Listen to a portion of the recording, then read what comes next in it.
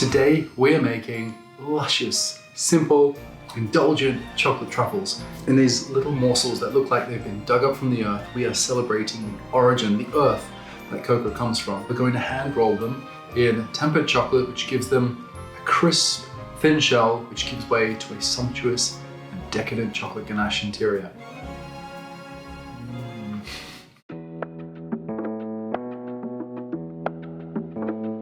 So today I'm using water as my liquid for a really clean chocolate truffle, along with some golden syrup. This is just balancing the sweetness a little bit and giving us a tiny bit of shelf life. So we want to bring that to a simmer. Once that's come to just to a simmer, we pour it over our chocolate. I really like using a hand blender, specifically the bar mix, because it doesn't bring in any air as we're blending it, so we get a really smooth, bubble-free emulsion. But you can also do this in a NutriBullet or a small high-power blender.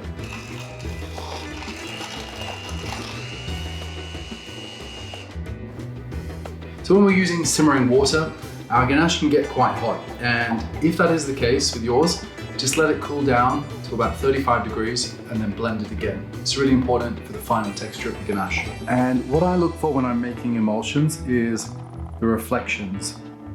So I want it to be glossy and smooth without any oily streaks.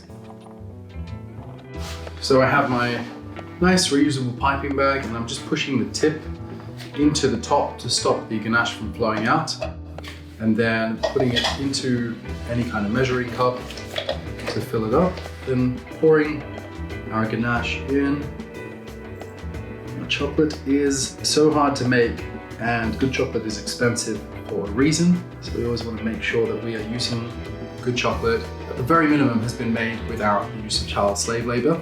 Just be careful as you pull it out. We don't want that coming out just yet, but we're going to leave our ganache in the piping bag on the bench without running out the top.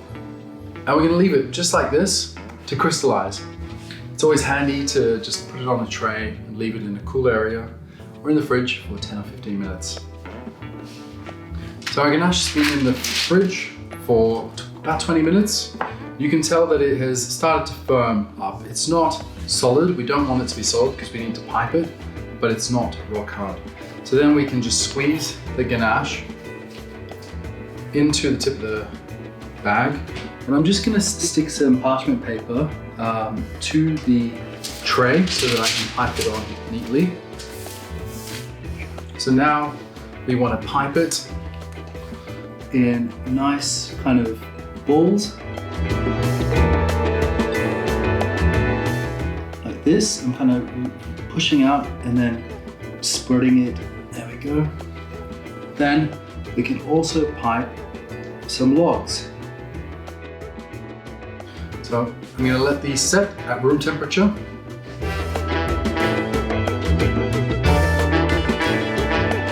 To finish our chocolates, we have our pipe truffles that we're just going to roll. But for the logs, we just want to cut them into kind of 2 or 3 centimeter logs.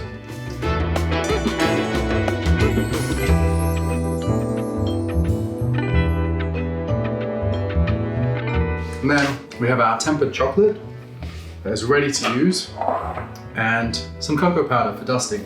Now I do recommend wearing gloves for, I haven't got very good ones, but some latex gloves work great. We want to take 2 fingers and dab some chocolate into the palm of our hand. We then take a piece of chocolate and just gently roll it around in the chocolate and then drop it into the cocoa powder. So take a bit of chocolate and then just gently roll it in the chocolate and then drop it into the cocoa powder. You just want to keep rolling until you have good coverage. When we place them in the cocoa powder, we want to make sure that they have some space and that they're not kind of getting crowded and sticking together. So you might, just using the back of your hands, want to toss it to coat them. So our chocolate is set and the cocoa powder is coating all of our truffles. Now we can shake them in our hands, but it doesn't ever really remove a lot of the excess powder. So the best way to do that is by just tipping them out into a wire sieve or strainer. So pulling them out of the cocoa powder first, shaking as much of the excess as you can off, and then we can just give them a little kind of a shake.